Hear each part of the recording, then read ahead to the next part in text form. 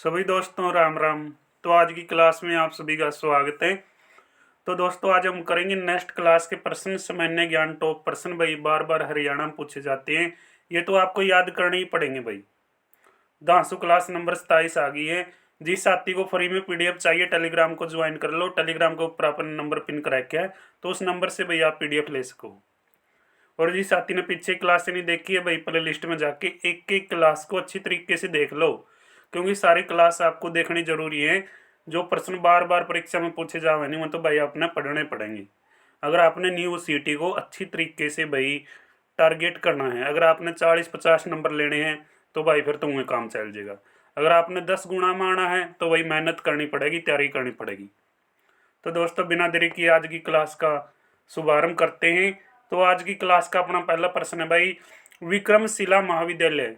भाई जो आपका क्या है विक्रमशिला विश्वविद्यालय है, तो वो किसके द्वारा स्थापित किया गया?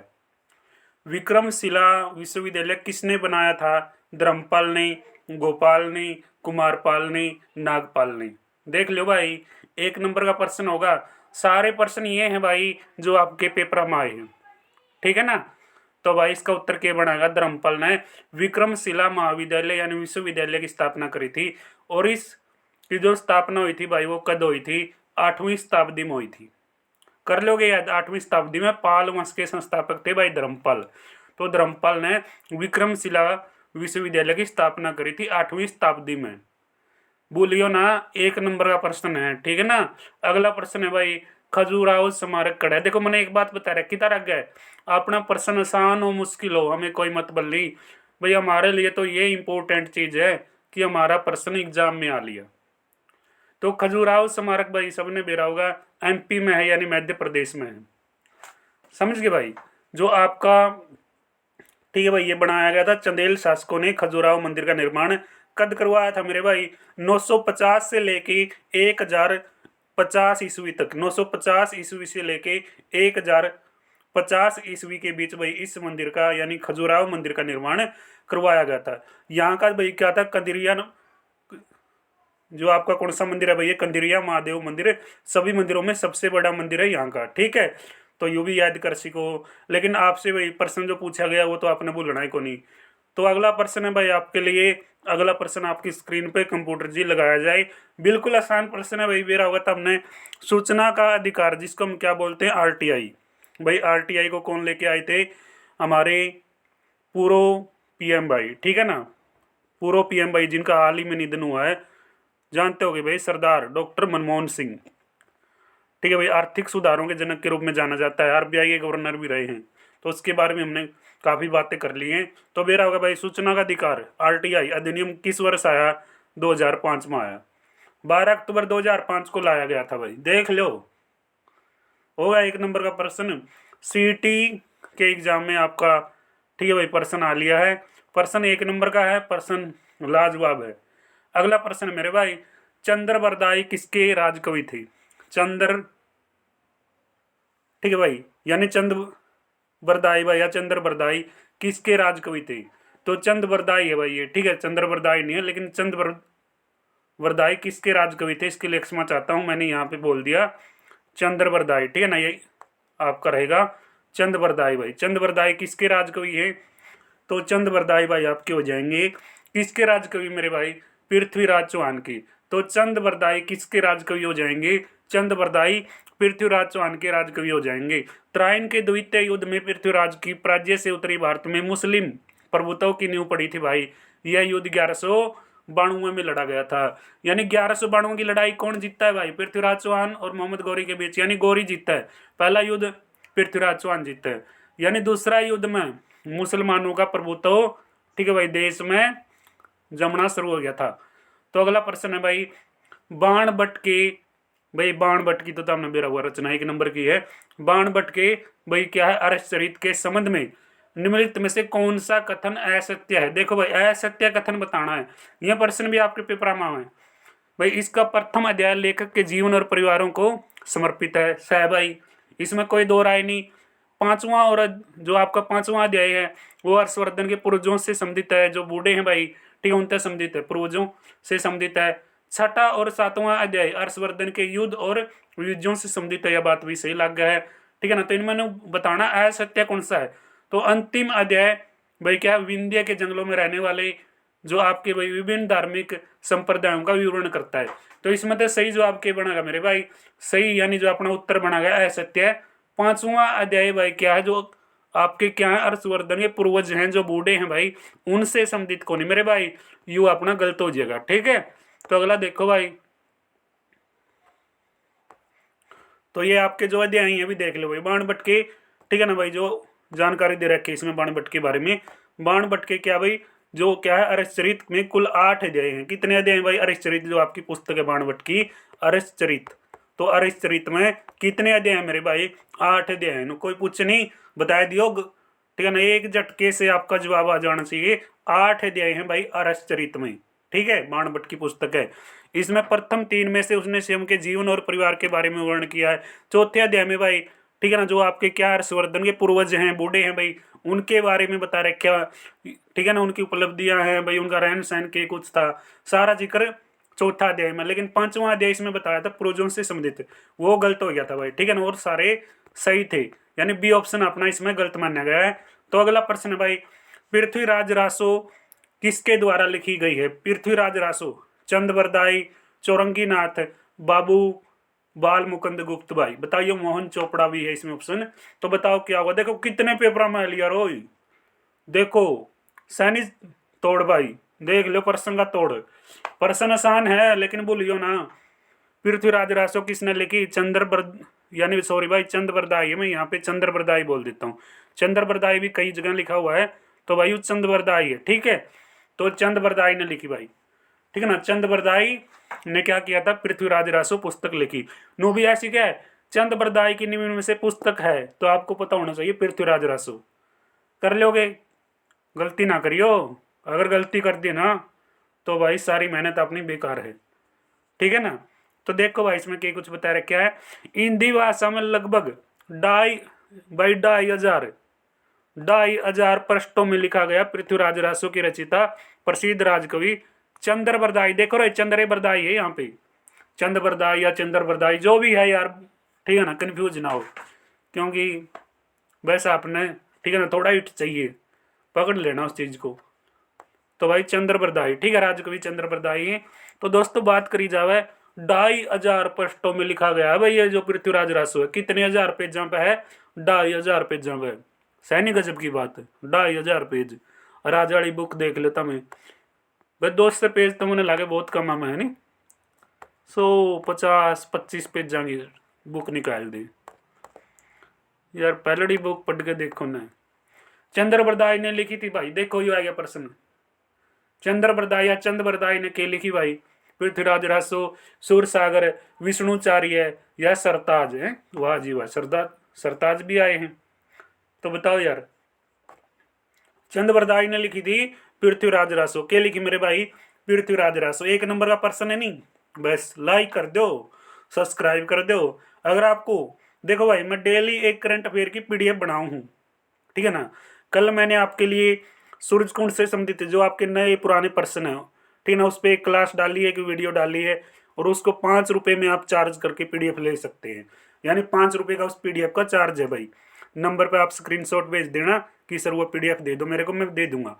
और आज वाली अपने क्लास डाली है भाई, ठीक है ना, वो भी आपके लिए इंपॉर्टेंट है। जो हरियाणा का नया मंत्रिमंडल है, कौन सा मंत्रालय इंपॉर्टेंट है, कौन सा मंत्री के लिए प्रश्न अपना जरूरी है, सारी चीज मैंने बता रखी है, ठीक है ना। 12 मिनट के आसपास मैंने क्लास डाली है, तो उस क्लास को भी आप देख सको, क्योंकि उस क्लास में भी भाई इंपॉर्टेंट प्रश्न है। आने वाले एग्जाम में पूरी संभावना है कि भाई आपका पेपर में प्रश्न आवे, ठीक है ना। तो आपको वो भी पीडीएफ चाहिए, तो करंट के प्रश्न है भाई, तो आप 10 रुपये का चार्ज करके, ठीक है ना, जो नंबर बता रखे है वो पीडीएफ भी ले सको, एक बार क्लास देख लियो। अगर आपके पास 5 या 10 रुपये नहीं है तो क्लास जरूर देखियो भाई, ठीक है ना, कोई बात नहीं, क्लास जरूर देखियो। क्योंकि दोस्तों मैं आपके लिए मेहनत कर रहा हूँ, तो आपका लाइक शेयर सब्सक्राइब मेरे लिए भाई काफ़ी मोटिवेशन देता है। आप मेरे साथ जुड़े रहें, मैं आपके साथ यहाँ पे ऐसा कंटेंट रखूँगा जैसे हम शाम को 7 बजे रखते हैं ना, आपको पता है। और ये क्लास भी आपके लिए खास है, सारे पर्सन पेपर विषय रहे, दम लगाओ, तैयारी करो बस, ठीक है ना, जोर लगा के, दम लगा के तैयारी खींच दो। तो भाई पृथ्वीराज रासो, ठीक है, चंद्रबरदाई की पुस्तक है पृथ्वीराज रासो चंद्रबरदाई की। अगला है भाई आपका प्रश्न, बुद्ध चरित के रचिता कौन है भाई। बुद्ध चरित के रचिता बुद्ध चरित नामक पुस्तक किसने लिखी? नागसेन ने, या फिर आपके भाई नागार्जुन ने, वसुमित्र ने, अशोक घोष ने? जब आसान प्रश्न है, इस आसान प्रश्न तो क्या होगा भाई? अशोक घोष ने लिखी है, ठीक है ना, 90% होगा। तो अगला प्रश्न है मेरे भाई, कवि बाणभट्ट ने सम्राट हर्षवर्धन की जीवन लीला लिखी भाई, कौन से ग्रंथ में? कौन से ग्रंथ में बताइए भाई, बताइए कौन से ग्रंथ में बताइए। तो कौन से ग्रंथ में बताइए, बताओ। कवि बाणभट्ट ने सम्राट जो भाई क्या हर्षवर्धन की जीवन लीला यानी जीवन चरित अपने किस ग्रंथ में किया, उसका जीवन के बारे में जीवन लीला हर्षचरित में बता रखी है, ठीक है ना। बाणभट्ट ने हर्षचरित में हर्षवर्धन की जीवन लीला बता रखी है रोई, समझ समझ गए। चौथे अध्याय में जो हर्षवर्धन के पूर्वज थे, ठीक है, जो पीढ़ी थी उसके बारे में बता रखी है, 8 अध्याय है हर्षचरित में। अगला प्रश्न है, बाणभट्ट की जीवन लिखी गई यानी जीवनी लिखी गई भाई, बाणभट्ट ने जीवनी लिखी है, ऐसे प्रश्न है। दोबारा देखो, बाणभट्ट ने जीवनी लिखी है, तो बाणभट्ट ने जीवनी किसकी लिखी? अकबर, बाबर, भाई हेमू या हर्षवर्धन? जमा आसान है यार। बाणभट्ट ने जीवनी लिखी थी हर्षवर्धन की। किसने लिखी थी? बाणभट्ट ने हर्षवर्धन की जीवनी लिखी। कर लोगे याद। अगला प्रश्न है, हर्षचरित देखो भाई पुस्तक है यार, किसकी है? मेरा होना चाहिए बाणभट्ट की, वैसे समय न लाओ, बाणभट्ट मार्कर भी नु का है, बाणभट्ट इसका उत्तर होगा, सीधा उठा लिया। अगला प्रश्न है भाई, कादम्बरी की रचयिता कौन है? यू भी जमा आसान प्रश्न, बाणभट्ट। दो रचना काफी प्रसिद्ध है इसकी, मेरा हुआ कादम्बरी और हर्षचरित, और दो और बताई थी मैंने, एक तो चंडीस्तक, एक पार्वती परिणय, ठीक है ना। ये भी याद कर लियो जो मैं बताने लग रहा हूँ, पार्वती परिणय, क्योंकि के बेरा भाई अड़े कुकर प्रश्न पूछ ले, ठीक है ना। चंडीस्तक और पार्वती परिणय किसी ने कौन बेरा, क्योंकि मैं बताऊं तमने, दो तमने बेरा है, कादम्बरी और हर्षचरित, ये बाणभट्ट की है। लेकिन दो और पुस्तक हैं, कौन कौन सी? चंडीस्तक और पार्वती परिणय, क्योंकि ये एग्जाम में कौन आंदी, लेकिन भाई बेरा होना चाहिए एग्जाम में आ जाएंगे बेरा, क्योंकि जो प्रश्न बार बार आए लेने उस तट के भाई, ठीक है ना, उन्हें से संबंधित पूछ लें कि बेरा बाणभट्ट की दो रचना पूछ लें के बार, कुछ नहीं बेरा होता, तो याद कर लियो भाई, पक्की तरीका है। तो अगला प्रश्न है भाई, तो भाई अगला जो प्रश्न है आपके सामने, भाई क्या जो आपकी क्या गथा या काथा सप्त, तो वही क्या ये काथा सप्तसी, ठीक है ना। पुस्तक यार थोड़ा हटके दे रखी है, क्योंकि मैंने कई जगह ये लिखा हुआ देखा था, जो आपकी गथा सप्तमी है, ठीक है, जो गथा सप्तमी या गथा सप्तसी, ये ठीक है ना, ये पुस्तक है भाई, किस भाषा में लिखी गई है, किसने लिखी है, ठीक है, ये पता होना चाहिए। तो ये जो पुस्तक लिख रखी है, पुस्तक लिखी गई है मेरे भाई प्राकृतिक भाषा में, ठीक है ना, कन्फ्यूज ना हो, प्राकृतिक भाषा में लिखी गई है। और ये लिखी है भाई, किसने लिखी थी? सातवन राजा हाल के द्वारा ये पुस्तक लिखी गई थी, कथा सप्तमी, ठीक है, कथा सप्तमी है इसका, ठीक है ना भाई। क्यों कई जगह यार कुछ लिख देते हैं, कई जगह कुछ, जैसे आपने, ठीक है ना, तो जैसे आपने चंद्रवरदाई की जगह चंद्रवरदाई दिखा, ठीक है ना, ऐसे लिख देते हैं, आपको पता चल गया ना, आप पकड़ लोगे प्रश्न को। जो साथी ईमानदारी से पढ़ते हैं वो तो पकड़ लेंगे भाई, और जो ऐसे टाइम पास करें फिर तो बुरा हाल है। अगला प्रश्न भाई, किसने भाई, तो किसने क्या किया है? तो देखो भाई किसने क्या किया, किसने क्या भाई, किसने एओल की वास्तुकला को भारतीय मंदिर वास्तुकला का उद्गम स्थल कहा है? तो किसने कहा मेरे भाई? पर्सी ब्राउन ने। किसने कहा है? पर्सी ब्राउन ने। पर्सी brown will be the right answer, ठीक है। हरियाणा पुलिस कांस्टेबल भाई क्या है, 11/2021 शिफ्ट नंबर 3 में ये प्रश्न आपके पूछ लिया गया है, पर्सी ब्राउन इसका उत्तर हो जाएगा। डिटेल में पढ़ लियो कि कुछ सुविधा है, ठीक है ना। सारी जानकारी पीडीएफ के तौर पे जो साथी क्लास देखेगा, कमेंट करेगा, उसको पीडीएफ मिलेगी, ठीक है भाई। तो टेलीग्राम पे नहीं मिलेगी, आपको नंबर पे मैसेज करना है टेलीग्राम ज्वाइन करके। तो अजंता अलोराओं की जो सुप्रसिद्ध गुफाओं में किस धर्म से संबंधित मूर्तियां और बीज चित्र मिलते हैं भाई? जो अजंता अलोराओं की गुफा है भाई, ठीक है ना, सुप्रसिद्ध काफी फेमस गुफाएं हैं। तो भाई इनमें चित्र किन किन के मिले हैं? हिंदू धर्म के, बौद्ध धर्म के, जैन धर्म के, अप्रयोगित सभी सारे के चित्र मिले हैं। तो ये जो गुफाएं हैं भाई औरंगाबाद महाराष्ट्र में है, ठीक है ना। कोई पूछे आपसे अजंता अलोरा की गुफा कहाँ पे है? औरंगाबाद महाराष्ट्र में। कौन सी नदी पे भाई, कौन सी नदी है, सारी चीज बता रखी है, पीडीएफ में देख लियो, ठीक है ना। सारी चीजें तरह शामिल तमने भाई, ठीक है ना, घबराना ही नहीं। अगला प्रश्न है, खजुराहो में मंदिरों का निर्माण किसने करवाया? तो खजुराहो के अंदर मंदिरों का निर्माण किसने करवाया था भाई? छत्रसाल ने, परमार वंश के राजाओं ने, चंदेल वंश के राजाओं ने, राजा भोज ने। तो खजुराहो में मंदिरों का निर्माण करवाया था भाई चंदेल वंश के राजाओं ने। किसने करवाया मेरे भाई? चंदेल वंश के राजाओं ने करवाया। ठीक है, हरियाणा पुलिस कांस्टेबल फीमेल के एग्जाम में भाई ये प्रश्न आ लिया आपका, ठीक है ना, 2018 में। सारे प्रश्न ओल्ड इज गोल्ड, ठीक है ना, सारे प्रश्न अपने ओल्ड इज गोल्ड है भाई, पुराने प्रश्न है जो, ठीक है, क्योंकि पुराने प्रश्नों से पता चलेगा आपको तैयारी कैसी करनी है। ठीक है ना, देख लियो भाई पीडीएफ में, ठीक है ना, बहुत महत्वपूर्ण जानकारी दे रखी है, लेकिन एग्जाम ओरिएंटेड जो पॉइंट है तो क्लास में, ठीक है, डिस्कस कर लेते हैं। जो साथी डिटेल में पढ़ते हैं, मेहनत करते हैं, वो पीडीएफ भी लेते हैं और क्लास को कंप्लीट भी देखते हैं। प्रसिद्ध सूर्य मंदिर भाई किस भारतीय राज्य में स्थित? बताओ यार। प्रसिद्ध है जो सूर्य का मंदिर किस भारतीय राज्य में बनाया गया है? कोणार्क उड़ीसा में। किसने बनाया? यू भी इंपॉर्टेंट है, राजा नरसिंह देव प्रथम ने। ठीक है भाई, किसने बनाया? राजा नरसिंह देव प्रथम ने बनाया था 1278 में। 1278 में कोणार्क उड़ीसा मंदिर बनाया था भाई। किसने बनाया था? राजा नरसिंह देव प्रथम ने 1278 में बनाया। उड़ीसा में बनाया गया है, भूलियो ना भाई। उड़ीसा के कौन से जिले में? पुरी जिले के कोणार्क नगर में बनाया गया है, पुरी जिले के कोणार्क नगर में। ठीक है, भूलियो ना भाई, 1 नंबर का प्रश्न है।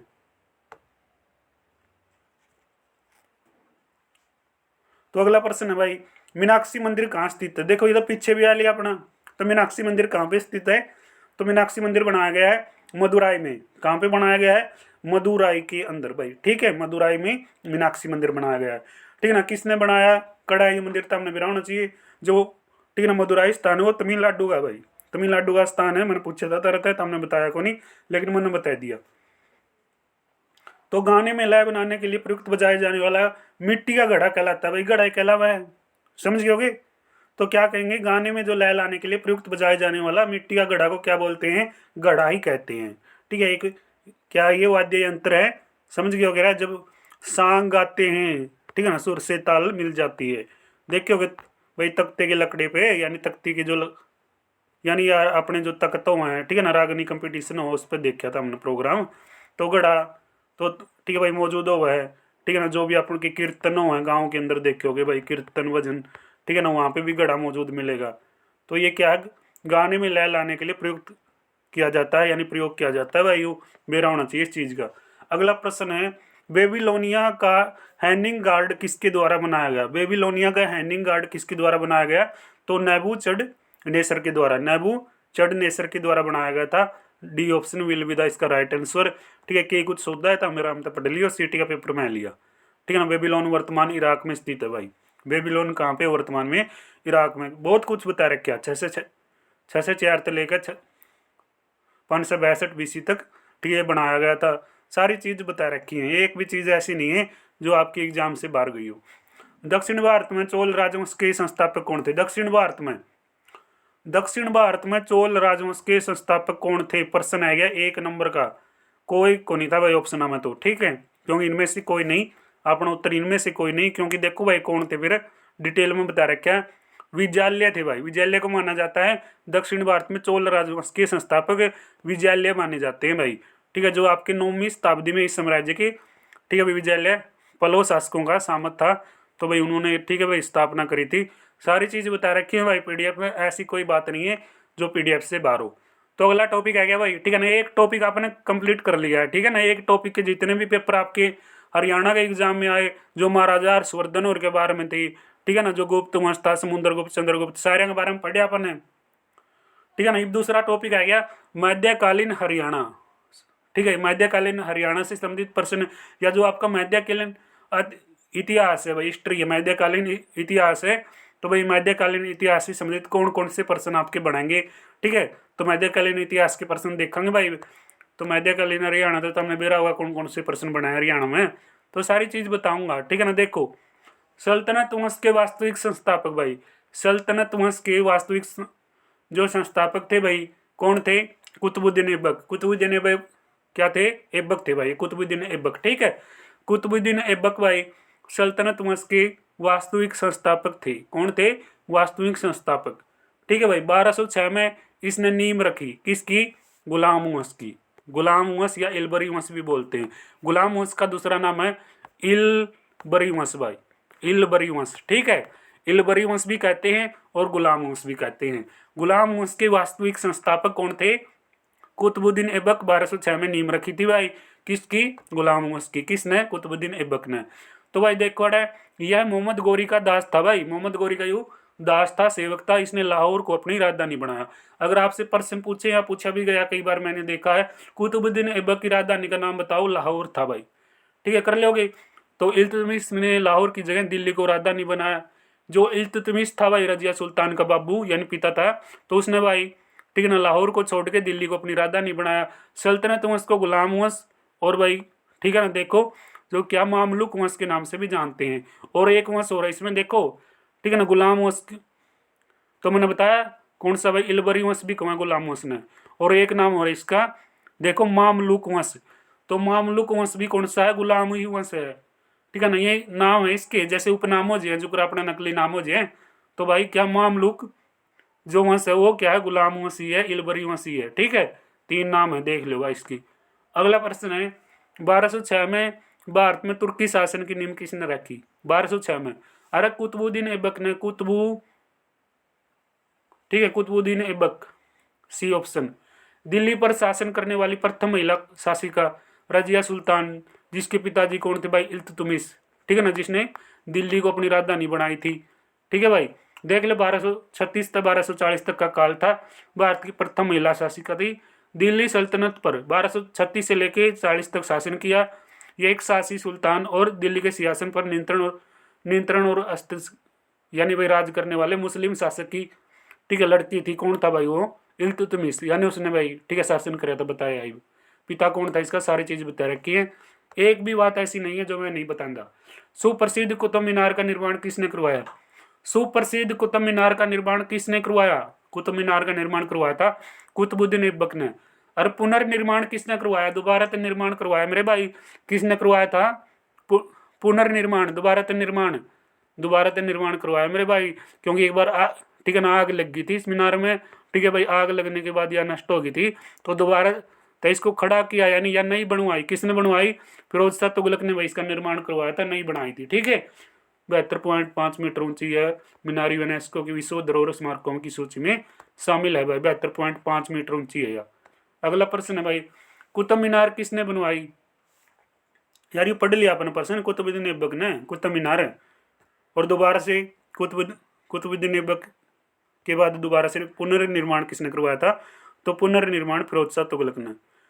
2.5 दिन का चोपड़ा मस्जिद कहाँ पे स्थित है? 2.5 दिन का चोपड़ा अजमेर में है भाई। कड़ा है 2.5 दिन का चोपड़ा अजमेर में। 2.5 दिन का चोपड़ा कड़ा है ठीक है ना, अजमेर के अंदर है मेरे भाई। 2.5 दिन का चोपड़ा मस्जिद कड़ा है अजमेर में। ठीक है, कर लोगे याद। राजस्थान के अजमेर में यानी भाई कुतुबुद्दीन ऐबक ने 2.5 दिन का चोपड़ा निर्माण किया है। तो यह जो 2.5 दिन का चोपड़ा मस्जिद है यार किसने बनाई थी? कुतुबुद्दीन ऐबक ने बनाई थी, कड़ा अजमेर में राजस्थान के अंदर। गुलाम वंश का वह शासक जिसने हरियाणा के जंगल कटवा दिए और अत्याचार किया, वो कौन था भाई? बलबन था। सारे जानते होगे, शासक गयासुद्दीन बलबन। यूँ तो बहुत बार प्रश्न आ गया यार, घनी बार प्रश्न आ गया। खिलजी वंश के बारे में देखो, तो भाई निम्नलिखित में कौन खिलजी वंश का पहला शासक था? ठीक है ना, जो प्रश्न आपके पेपर में आए खिलजी वंश से संबंधित, तो वो प्रश्न है तारे शामी। तो खिलजी वंश का पहला शासक कौन था? जलालुद्दीन खिलजी था भाई। कौन था? जलालुद्दीन खिलजी। कर लोगे याद, जलालुद्दीन खिलजी भाई पहला शासक था। ठीक है ना, खिलजी वंश का पहला शासक जलालुद्दीन खिलजी। इसके बाद अलाउद्दीन शासक बनता है। 1296 से लेकर 1316 तक इन्होंने शासन किया है भाई। समझ के बात, सारे प्रश्न एंडी एंडी हैं। अगला प्रश्न है भाई, अलाउद्दीन खिलजी सेनाध्यक्ष का नाम बताओ जिसने तमिल साम्राज्य पर हमला किया और अपार धन दौलत के साथ लौटा। भाई उसका नाम था मलिक काफूर। क्या नाम था? मलिक काफूर। ठीक है, डिटेल में पढ़ो तो भाई नीचे बहुत कुछ बताया रखा। कलर का एग्जाम में ये प्रश्न आ लिया। ठीक है ना, अगला प्रश्न भाई, मलिक काफूर जर्नल थे, किसके थे भाई? किसके जर्नल थे मलिक काफूर? बलबन के, अलाउद्दीन खिलजी के, मोहम्मद बिन तुगलक के, फिरोज शाह तुगलक के? किसके थे भाई? तो भाई अलाउद्दीन खिलजी के ठीक है ना, जो मलिक काफूर थे वो क्या थे? जर्नल, यानी जनरल भाई। ठीक है, जनरल है ये। ठीक है, तो उस मुस्लिम बादशाह का नाम बताओ भाई, जो क्या था? मुश्किल से भाई क्या कर सकता था? पढ़ और लिख सकता था, यानी वह मुश्किल पढ़ और लिख सकता था। तो उसके दरबार में महान कवि अमीर खुसरो रहे हैं। तो बताओ यार इसका उत्तर तो हमें कमेंट बॉक्स में बताइए लास्ट में। ठीक है ना, इसका उत्तर मैं आप लोगों से पूछता हूँ। 4 ऑप्शन आपके सामने, अलाउद्दीन खिलजी और मोहम्मद तुगलक, फिरोज शाह तुगलक, शेर शाह सूरी। ठीक है, बताइए सही जवाब क्या आएगा। क्लर्क के एग्जाम में ये प्रश्न आ चुका है। ठीक है ना। कई साथियों की शिकायत थी, व्हाट्सएप पे पूछ रहे थे कि सर क्वालिटी है जो पीडीएफ की ठीक नहीं है, क्वेश्चन धुंधले दिखाई देते हैं। ठीक है भाई, तो देख लेना आज की जो आपको क्लास है कैसी लगी है, क्योंकि दोस्तों मैं चाहता हूँ आप अच्छी तरीके से यहाँ पे प्रैक्टिस करें। मेरा कोई, ठीक है भाई, आपसे, ठीक है ना भाई, मेरा कोई आपसे ऐसा वो नहीं है कि भाई मैं आपसे ज़्यादा चार्ज करूँगा, समझ गए ना। 5 10 20 रुपये कोई ज़्यादा नहीं है।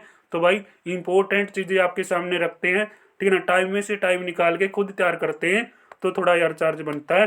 तो आप चार्ज करके, ठीक है भाई, यानी भाई चार्ज कई बार नहीं समझे कई साथी भाई, फ़ोन का चार्ज, यार पीडीएफ पेड है, ठीक है ना। पेड का मतलब होता है यानी आपने चार्ज करके कुछ इंपॉर्टेंट प्रश्नों को प्राप्त करना है, पीडीएफ लेनी है। ठीक है, तो यार समझियो तमें। तो भाई बस आज की क्लास में इतना ही है। तो मिलांगे आप शाम 7 बजे। ठीक है, शाम को 7 बजे आप टेस्ट लगाएं, और दोनों क्लास देख लो भाई जो मैंने पेड डाली है। पीडीएफ चाहिए तो ठीक है, वरना क्लास का लुत्फ उठाओ यार। ठीक है ना। पीडीएफ, तो पीडीएफ लेनी है तो भाई नंबर बता रहा है, क्या नंबर पे मैसेज कर दियो। ठीक है, तो मिलांगे भाई कल की क्लास, यानी कल की क्लास में। और आज जो आपका शाम 7 बजे टेस्ट होगा, उस टेस्ट पे, ठीक है भाई, देखेंगे किस साथी का कितना स्कोर बनेगा। तैयारी करके आया करो, और डेली भाई क्लास को देखा करो। जो साथी क्लास को देखेगा फ्री में, ठीक है भाई, पीडीएफ लेगा, ठीक है भाई, नंबर पे मैसेज करो, और क्लास वाइज आप पीडीएफ को ले सीखो। ठीक है, क्लास वाइज ले सीखो भाई पीडीएफ आप। ठीक है, जो साथी कमेंट करेगा क्लास के अंदर, और भाई डेली क्लास को देखेगा। ठीक है, नंबर बता रखे, टेलीग्राम ज्वाइन करके नंबर ऊपर मिलेगा आपने, ठीक है, उस नंबर पर मैसेज कर दियो। तो मिलांगे नेक्स्ट वीडियो में, नेक्स्ट क्लास में। तब तक आप सभी का बहुत बहुत धन्यवाद। जय हिंद, जय भारत।